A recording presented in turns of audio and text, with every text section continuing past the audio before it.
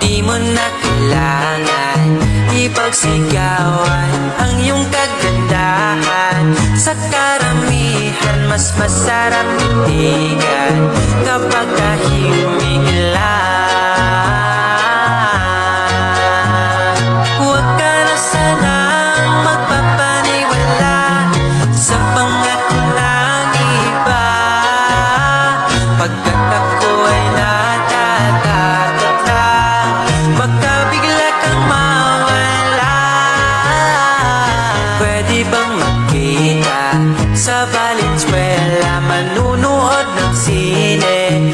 Ako bahala, di baling magka-traffic, basta kasama